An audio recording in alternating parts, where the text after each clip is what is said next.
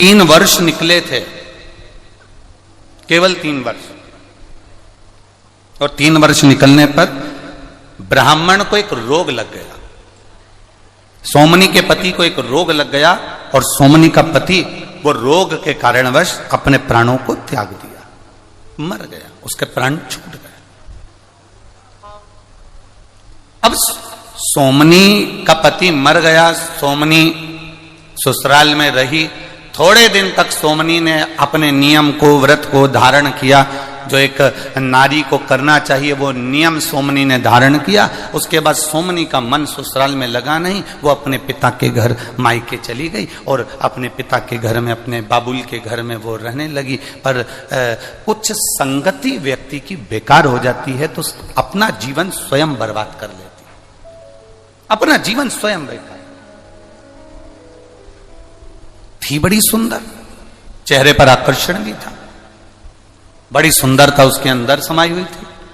अब सोमनी सुंदर थी, आकर्षण था, कुछ सहेलियों का साथ गलत का मिल गया और गलत का साथ मिलने पर वो व्यभिचारिणी हो गई, उसका विचार गलत हो गया, उसकी सोच गलत हो गई, अपने स्वरूप का गलत उपयोग करने लगी, अपनी सुंदरता का गलत उपयोग करती है और गलत उपयोग करते करते करते करते उसने अपने स्वरूप का गलत उपयोग करा और पर पुरुष को अपनी ओर आकर्षित करना और आकर्षित करना, उससे धन एकत्रित कर लेना, ये वो सोमनी करने लगी।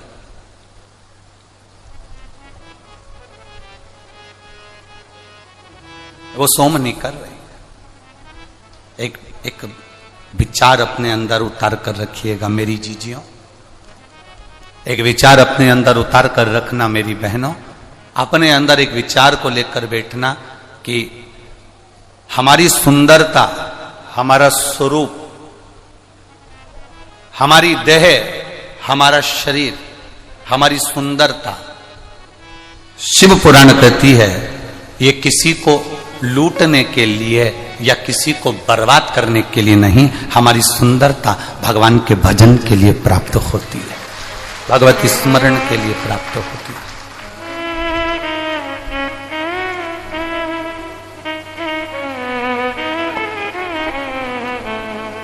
इससे हमें किसी को बर्बाद नहीं करना।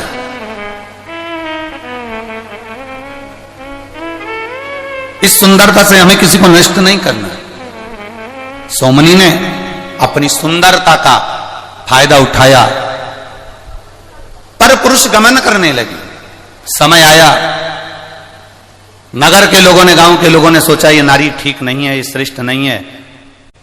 एक तो पति मर गया, पति के मरने के बाद ये पर पुरुष गमन कर रही है, व्यभिचारिणी हो गई, गलत गलत जगह पर जाने लगी, गलत विचार करने लगी, पर पुरुषों को अपनी ओर आसक्त कर कर उनको बर्बादी की ओर छोड़ने लगी। गांव के लोगों ने विचार कर अब करें तो करें क्या। गांव के लोगों ने ब्राह्मण से कहा आपकी बेटी के लिए हम क्या कहें, पिता का दोष क्या होगा उसमें, ये संगत का दोष होता है, गलत संगति अगर हमें मिली है तो उसका दोष हमारे ऊपर आ ही जाता है।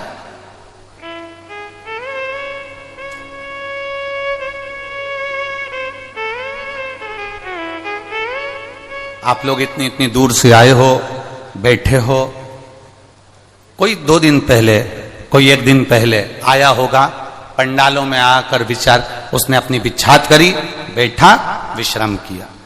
5 दिन आप बाबा की शरणागति में हैं, 5 दिन आप बाबा के चरणों में हैं, 5 दिन आप गलत विचारों से दूर हैं, 5 दिन आपको आपके घर का स्मरण नहीं है। घर वालों फोन भी लगाएंगे आपको तो इतना भीड़ होने के कारण आपका फोन नेटवर्क नहीं पकड़ेगा और फोन आपका लग नहीं पाएगा। इतना भीड़ होने के कारण ना तो फोन का नेटवर्क मिलेगा, ना आपकी घर पर बात होगी, ना कोई रिश्तेदार से बात होगी। अब आप अकेले हो और बाबा और आप श्री शिवाय नमस्तुभ्यम मुख से जपते रहो।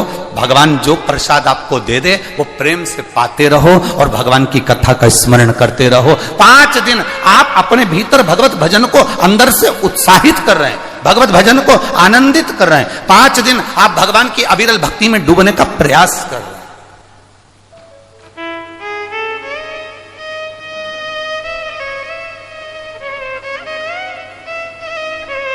वो कहे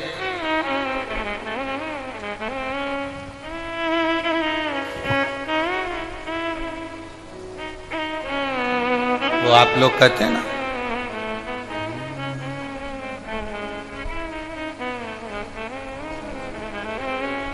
नैना लड़ गए डमरू वाले से, अब घर में कैसे जाऊं।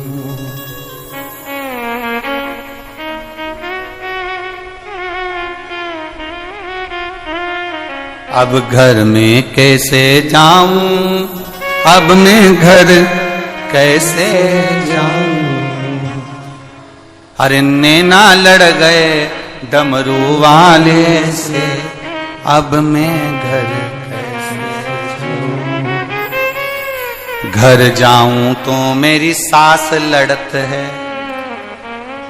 घर जाऊं तो मेरी सास लड़त है। अब घर जाऊं तो जाऊं कैसे?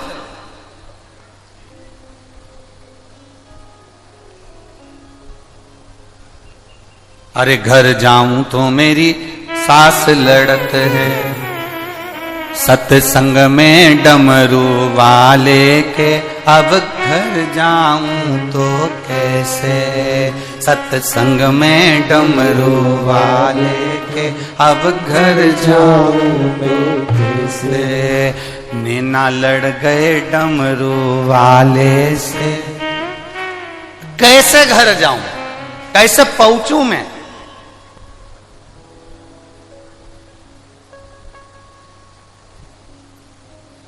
जब नैन लड़ गए भगवान से, अब मन नहीं लगता। अरे घर जाऊं तो मुझे गर्मी लगत है। अब बोलो, यहां इतनी धूप पड़ रही है, तुम लोगों को गर्मी लग रही है? बोलो बोलो, जम के बोलो जरा। अरे घर जाऊं तो मुझे गर्मी लगत है, यहां पंखा चल रहा भोले का, मैं जाऊं अब करूं क्या जाकर मैं। जब यहां स्वयं मेरा शिव थोड़ी थोड़ी देर में, शंकर की उदारता क्या है, शिव कथा का आनंद क्या है। आप बैठे हो थोड़ी देर, आपका मन जब तक कथा में लगा है, आपको गर्मी का महसूस नहीं होगी, गर्मी का एक अंश भी आपको नहीं लगेगा। पर जैसे ही आपका मन उच्चिष्ट हुआ, जैसे ही मन आपका दूर हुआ, जैसे ही मन आपका कथा से दूर हुआ, वैसे ही आपको गर्मी लगना चालू हुई और आपने तुरंत पंखा झेलना प्रारंभ करा। अर्थात भगवान शिव की कथा, भगवान शंकर के एक उदारता, शिव तत्व अपने आप हमारी अग्रण्य होता है। हमें लगता है कि हमारा शिव हमारे साथ में है, हमें लगता है हमारा शंकर हमारे साथ में है, हमें लगता है हमारा शिव तत्व हमारे साथ में है। अपने विचारों से दूर हो गए। ब्राह्मण से कहा, सोमनी के पिता से कहा, सुनो तुम उस सोमनी के पिता हो, तुम सोमनी के बाबू लो, पिता हो, हमारा निवेदन आप स्वीकार करेंगे। हम आपकी बेटी को अब यहां नहीं रख सकते अपने गांव में, हम आपकी बेटी को जंगल में छोड़ना चाहते हैं। ब्राह्मण पिता ने अपनी बेटी को जब जंगल में जाने की बात सुनी, नैनों से जल बह गया पिता के, और पिता के नैनों से जल बह रहा है, पिता के नैनों से जल गिर रहा है। जल बहता बहता गांव के लोगों ने पूछा, क्या आपको दुख हो रहा है, आपकी बेटी को हम जंगल में छोड़ने जा रहे हैं क्योंकि अपना गांव बेकार ना हो जाए। पिता ने कहा, समाज के लोग जो जाने वो करें, मना नहीं। मैं बेटी को एक बार समझाता हूं। बेटी को समझाने का प्रयास किया, बेटा सुनो, ये अपने विचारों को जरा बदलिए, गलत संगत को थोड़ा सा बदलिए। ए सोमनी, मेरी बेटी, तू ब्राह्मण की बेटी है, तेरा पति ब्राह्मण था, प्राण छोड़कर चले गया, तू सुंदर है, आनंदित है, हम मना नहीं करते, तू युवान है, हम मना नहीं करते, पर बेटी अपने जीवन को सही तरीके से जियो। जरूरी नहीं कि सुंदरता को किसी पर पुरुष को आसक्त करने में लगाया जाए। अगर भगवान ने मौका दिया है तो इस शरीर को परमात्मा के भजन में लगाया जाए तो वो श्रेष्ठता होगा। सोमनी समझे कहां, सोमनी समझ कहां रही है। सोमनी विचार कहां कर रही है, नहीं समझी सोमनी।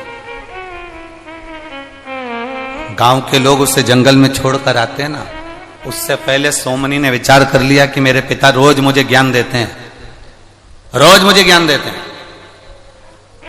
इससे पहले वाली कथा जो राजगढ़ में हो रही थी, हमने उसमें एक बात कही थी, ज्यादा भोजन किसी को दोगे वो छोड़कर चले जाएगा।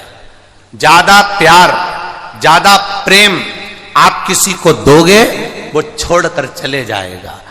ज्यादा ज्ञान आप किसी को दोगे वो छोड़कर चले जाएगा। एक माँ अपने बेटे को अगर ज्ञान दे, क्या दिन भर घूमता रहता है, क्या दिन भर लगा रहता है, अरे बेटा बनो तो राम बनो, बनो तो श्रवण बनो। एक दिन बेटा भी मुख से कह देता है, माँ क्या राम और श्रवण बनने की बात करती हो, कभी कभी तो कह दिया करो भगवान कृष्ण बनो, तुम राम और श्रवण बनने की बात करती हो। माँ ने कहा बेटा मैं तुझे कृष्ण बनने को भी कह दूं, पर बात इतनी सी है, तो भगवान कृष्ण का चीर चोरी का स्मरण करेगा, तो भगवान का मक्खन चोरी का स्मरण करेगा, तो भगवान के उन्हें लीलाओं का स्मरण करेगा। वो भगवान की लीलाओं को तू जानता नहीं है, तू भगवान की लीलाओं को समझता नहीं है, पर तू उनको गलत तरीके से विचार करेगा। इसलिए मैं तुझे कृष्ण बनने को नहीं, मैं तुझे राम बनने को, श्रवण बनने को कहती हूं। इतने में बेटे ने कहा, मां मैं राम बनने को तैयार हूं। जैसे दशरथ जी ने अपनी सारी सत्ता राम जी को सौंपी थी, पापा जी से कहिए तिजोरी की चाबी मुझे सौंप दे, बोलो पापा। इतने में तो मां ने झाड़ू उठाई और जो झाड़ना चालू करा। मां जब झाड़ती है ना, वो झाड़ना इतना प्रबल होता है कि अच्छा अच्छा जानिया भी नहीं झाड़ पाता, जिसके शरीर में भूत प्रेत आते वो भी नहीं झाड़ पाते, जो मां झाड़ देती है। पहले तो झाड़ती हाथ से नहीं है, पहले झाड़ती मुंडा से है, और मुंडा से भी बाद में झाड़ती है। पहले तो इतनी घूर के तो वो अगर अपने पति को भी देख ले तो वो भी झड़ जाए। तो झाड़ने की तो बात दूसरी जानी, घूर के देख ले बस। तुम देखना कहीं शादी में पति बड़े खुश होकर बात कर रहा हो अपने पुराने दोस्तों से या अपने पुराने दोस्त लोगों से, बहुत हंस के बात कर रहा, इतने में पत्नी बस वहां पर बफेट खा रही है, और घूर के देख ले। उतनी देर में तो पति भी, मैं अब भी आया, 2 मिनट में बस अब भी आया, गया, चले गया।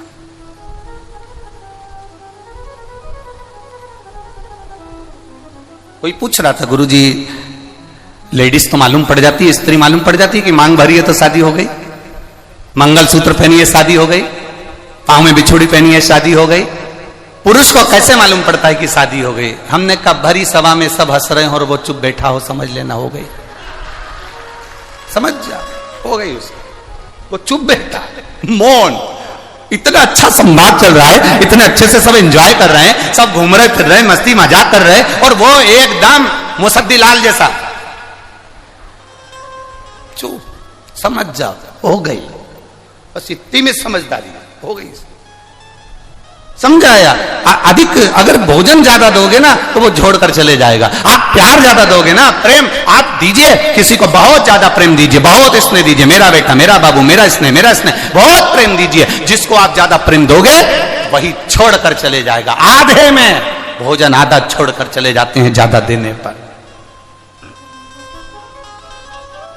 प्रेम ज्यादा मिले तो आधा छोड़कर चले जाते हैं प्रेम में।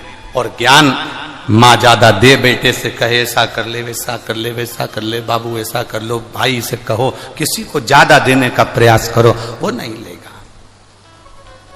नहीं लेगा। अभी अभी हम ही यहाँ पर बालोद से कहते थे कि बालोद में पूरे सावन का 1 महीना कथा होगी।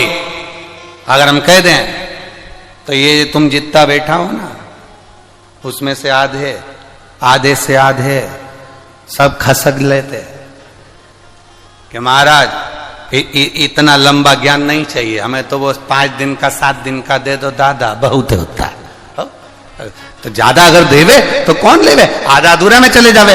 तो यहां तो शिव पुराण कह रही है, भोजन ज्यादा दोगे आधा छूट जाएगा, प्यार ज्यादा दोगे आधा छूट जाएगा, ज्ञान ज्यादा दोगे आधा छूट जाएगा। और ब्राह्मण ने अपनी बेटी सोमनी को समझाया, सोमनी सुन बेटा ऐसा है, बेटी को समझाया तो बेटी के दिमाग में कहां आया, और बेटी अपने पिता का घर छोड़कर भाग गई, एक जंगल में चली गई। जंगल में उसको लगा कि अब ये गलत आ गई, मैं अच्छा पिता के घर रह रही थी, अपने बाबुल के घर रह रही थी, और जंगल में मैं आ गई। और जंगल में पहुंचने के बाद सोमनी का मन नहीं लग रहा, अब करूं तो करूं क्या, विचार करा क्या करा जाए। मां घूम रही थी, अब मेरी सुंदरता किस काम की इस जंगल में, मेरी इतनी सुंदर युवान अवस्था किस काम की इस जंगल में, अपने विचारों को मनन चिंतन कर रही थी। तभी एक जंगल में रहने वाला, एक जंगल में रहने वाला एक व्यक्ति जो मांस का आहार करे, मदिरा का आहार करे और जो गलत विचार में, गलत विचारों में पड़ा रहे, ऐसे गलत व्यक्ति ने उस सोमनी को देख लिया। सोमनी को देखा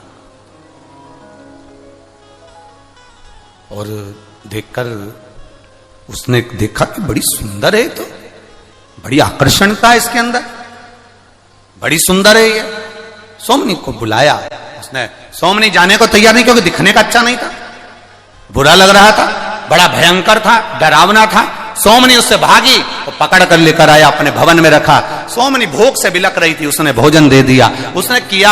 थोड़े थोड़े समय के बाद उन दोनों का स्नेह बढ़ा, दोनों ने प्रेमवश आनंद में विवाह कर लिया। अब सोमनी भी उसके जैसी हो गई, जैसे वो मांस का आहार करता है, सोमनी ब्राह्मण की बेटी होकर भी मांस का आहार कर रही है। जैसे वो मदिरा का पान करता है, सोमनी मदिरा का पान कर रही है। वो जैसे जैसे वो गलत विचारों में पड़ा हुआ था, सोमनी वैसे वैसे विचारों में पड़ती चली गई। समय बीतता बीतता बीतता बीतता 1.5 वर्ष हो गए, 2 वर्ष हो गए।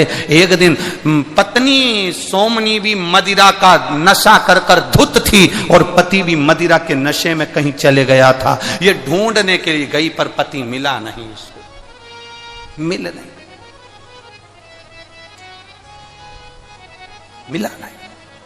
क्या करा जाए,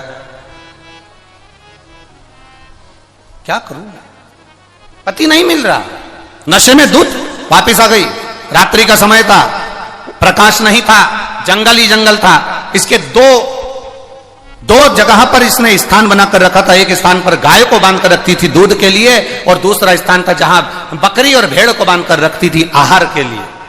ध्यान नहीं रहा, रात को लगी भूख और ये इसको जाना था, बकरी और भेड़ बंधती थी उस स्थान पर पहुंच गई। ये गाय के स्थान पर गौशाला में, इसको ध्यान नहीं, हाथ में खड़क दी, भूख लग रही थी, तलवार लेकर पहुंच गई और तलवार लेकर इसको लगा कि यही बकरा है। जानकर, एक बकरा जानकर उसने गाय के बछड़े को तलवार से काट दिया। काटा, खींचती खींचती अपने कमरे में, अपने कक्ष में लेकर आ गई। कक्ष में लेकर जो आई और आने के बाद में उसने जो थोड़ा सा प्रकाश में देखा कि मुझसे गलती हो गई, बकरे की जगह ये गाय का बछड़ा मर गया और उसके मुख से निकल गया शिव शिव। उसके मुख से निकल गया 2 बार। क्या निकला है, जम के बोलो जरा, शिव शिव। मुख से निकल गया शिव शिव, 2 बार निकला मुख से।